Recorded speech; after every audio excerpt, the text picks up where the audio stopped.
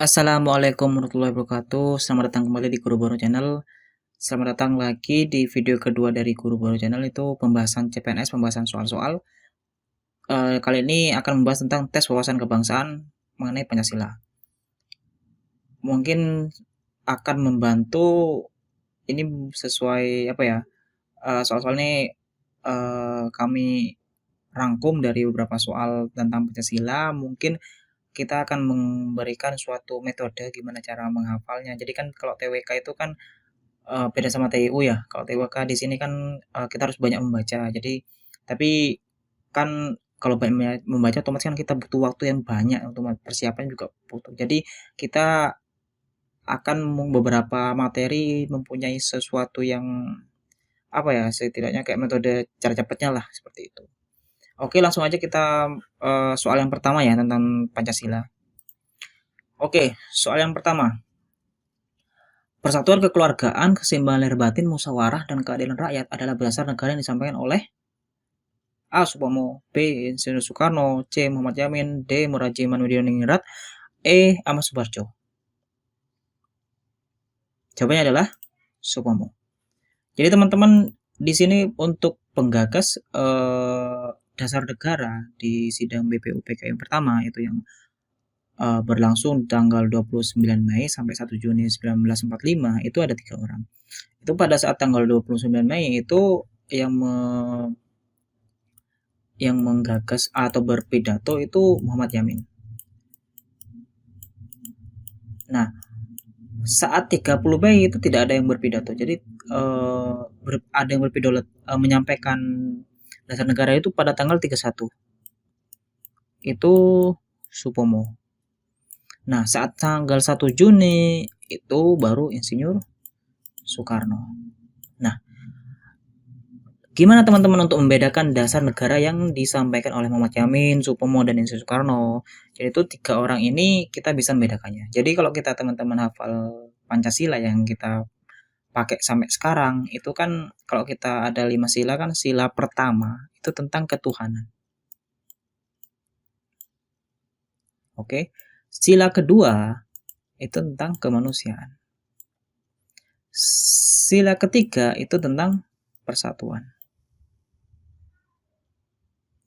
Sila keempat itu tentang kerakyatan. Sila kelima tentang sosial. Jadi kita untuk memberikan rumus untuk menghafalkan, bukan menghafalkan ya, kita metode yang akan kita sampaikan terkait dari pidato yang disampaikan oleh ketiga tokoh ini, gimana cara membedakannya. Kita bisa memakai metode yang kita akan sharing ke teman-teman. Jadi kalau kita lihat dasar negara Pancasila yang sekarang itu sila pertama itu tentang ketuhanan, kedua kemanusiaan, 3 persatuan, 4 kerakyatan, 5 sosial. Jadi rumus itu seperti ini. Otomatis kan teman-teman hafal lah di luar kepala ya, kita sudah hafal dari SD atau apa. Oke, seperti itu. Jadi dari 1, 2, 3, 4, 5 yang kita pakai sekarang itu ternyata 5-5-nya itu ada di ketiga tokoh ini. Jadi misalkan Muhammad Yamin, 5-5-nya itu ada. Di Supomo juga 5-5-nya itu ada. Di Insinyur Soekarno juga 5-5-nya juga ada yang dipakai. Tapi urutannya itu beda-beda. Misalkan nih, gimana rumusnya? Saya akan berbagi gimana rumusnya. Jadi kita mulai dari Muhammad Yamin nih. Muhammad Yamin. Ini Supomo. Ini Insinyur Soekarno. Oke. Kalau kita lihat rumusnya gimana? Kalau kita hafal Pancasila yang sekarang itu 1 tentang Tuhan, 2 kemanusiaan, 3 persatuan, 4 keadilan, 5 sosial. Jadi rumusnya itu kalau di Muhammad Yamin itu gampang sekali. Itu 1 sila pertama, yang pertama. Sila ketiga, sila kedua, sila keempat, dan sila kelima. Ini rumusnya. Jadi sila yang pertama ini berhubungan dengan ketuhanan yang sila yang pertama pada saat dasar negara yang kita pakai sekarang. Sila untuk sila kedua di Muhammad Yamin itu menggunakan sila ketiga yang ada di Pancasila sekarang. Kenapa saya basicnya pakai angka yang di sini? Di sini tuh dasar negara yang kita hafal, pasti kita hafal saat SD, kita hafal gimana Jadi refernya seperti itu ke sini. Ini rumusnya. Jadi 1, 3, 2, 4, 5. Gimana dengan Supomo?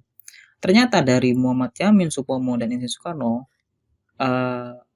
balik lagi ya. Kita ini Muhammad Yamin ya 29 Mei.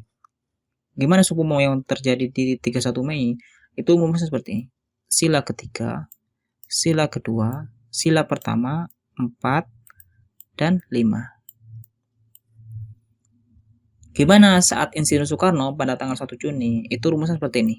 3, 2, 4, 5, 1. Jadi, antara ketiga tokoh ini yang berubah apa, posisi apa, itu berubah tentang sila pertama, sila pertama, sila pertama.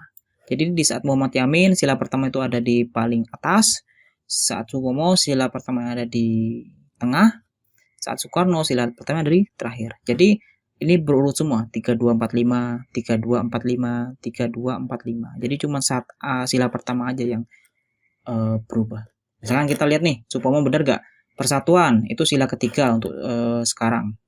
Kekeluargaan, itu sila kedua, itu kemanusiaannya. Keseimbangan lahir batin, itu sila pertama, itu berubah dengan ketuhanan. 3, 2, 3, 2, 1. Musyawarah, itu tentang kerakyatan dipimpin musyawarah mufakat. Sila keempat, benar kan ya? Dan keadilan rakyat itu keadilan sosial, jadi sila kelima. Jadi rumus seperti itu teman-teman. Ini mungkin bisa membantulah gimana cara kita tidak harus menghafal isi sila, misalnya bla bla bla bla bla, Muhammad Yamin apa, Supomo apa, 5-5-nya. Jadi kita cukup mengetahui rumus seperti inilah. Soalnya apa yang kita pelajari di TWK itu sangat banyak seperti itu. Jadi kita harus banyak baca seperti itu. Oke, kita tahu jawabannya adalah A. Oke, lanjut soal yang kedua. Nilai-nilai pada Pancasila bersifat universal yang mempunyai arti. Oke. Kita hold dulu. Apa jawabannya teman-teman? B. Apa sih yang dimaksud dengan nilai universal? Jadi nilai universal itu namanya juga kata universal, otomatis kan kalau kita lihat sering dengar universal itu tentang mendunia lah. Jadi mendunia itu bisa bisa mendunia, bisa mengenai dengan internasional, atau bisa berhubungan dengan bangsa-bangsa yang lain seperti itu. Kalau kita lihat ya sila jawaban yang pertama. Jawaban yang A. Nilai-nilai Pancasila dibuat berdasarkan ideologi dari seluruh dunia. Salah. Dibuat. Kalau kita tahu nih Pancasila itu dibuat dari masyarakat Indonesia itu sendiri. Jadi jelas jawaban A itu salah. Kita lanjut nilai jawaban C. Nilai-nilai Pancasila dibuat melampaui zamannya. Tidak. Itu jelas salah. Dibuat melampaui zamannya. Jadi nilai Pancasila itu dibuat berdasarkan zaman saat itu. Apa yang ada di kita rasakan saat tahun 45 seperti itu dirancang dasar negara, gimana keadaan Indonesia saat itu mungkin akan dipakai untuk kedepannya juga, bukan hanya untuk melampaui zamannya. Gimana jawabannya D? Nilai Pancasila dibuat dengan mempertimbangkan kondisi dunia. Di sini mempertimbangkan kondisi dunia. Jadi saat itu tuh kalau kita kembali lagi, Pancasila dibuat tuh bukan hanya untuk kondisi dunia, tapi lebih mendominasi kondisi saat negara Indonesia itu sendiri. Oke, gimana jawaban E? Nilai Pancasila menjadi lambang perdamaian dunia. Jadi lambang perdamaian, jadi tidak terlalu inilah. Jadi kita lambang perdamaian seolah-olah itu Indonesia itu satu-satunya yang akan menjadi perdamaian dunia. Gimana jawabannya B? Nilai-nilai Pancasila dapat diterapkan dan digunakan juga oleh negara lain. Nah, ini yang paling tepat. Karena kalau kita sering baca ya, itu universal. Jadi Pancasila itu nilai-nilainya dari 5 dasar itu bisa diterapkan.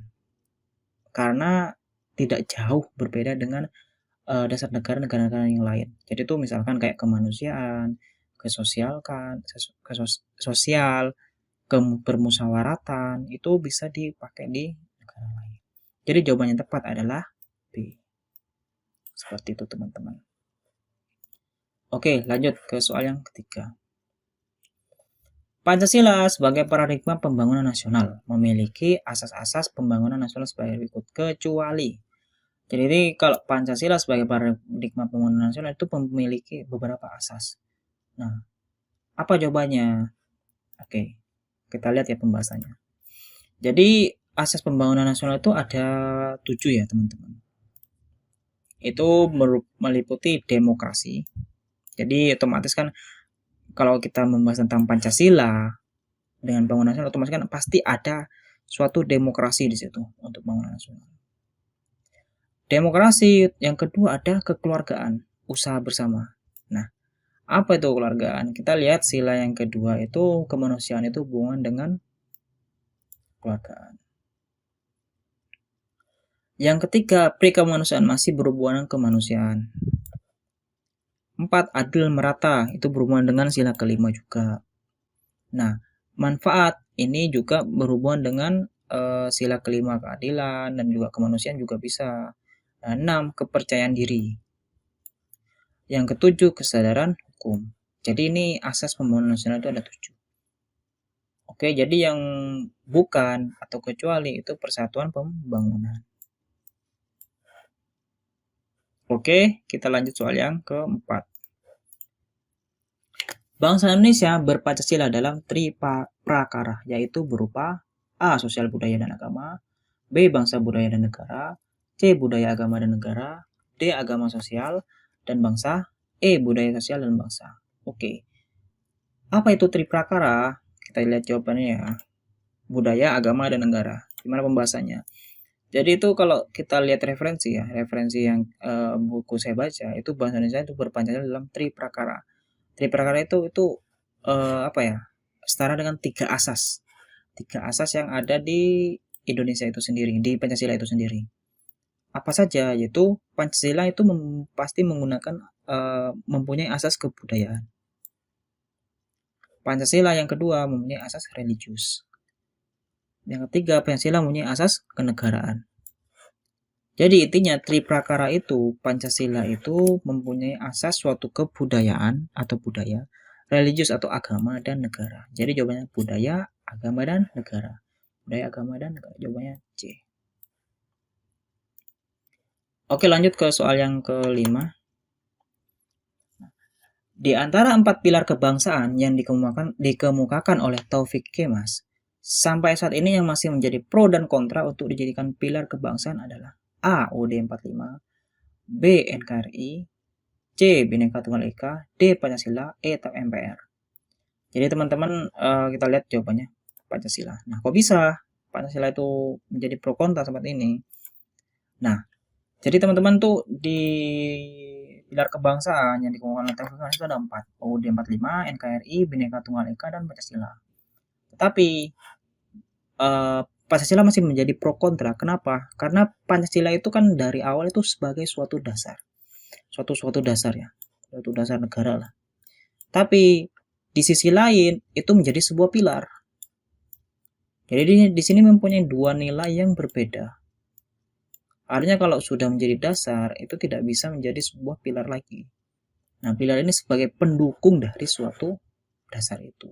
Jadi masih menjadi pro dan kontra di antara keempat pilar yang lainnya. Jadi yang menjadi pro kontra itu ya Pancasila itu sendiri, karena kalau kita tahu Pancasila itu sebagai dasar negara seperti itu. Jadi jawabannya lah Pancasila. Oke teman-teman, terima kasih atas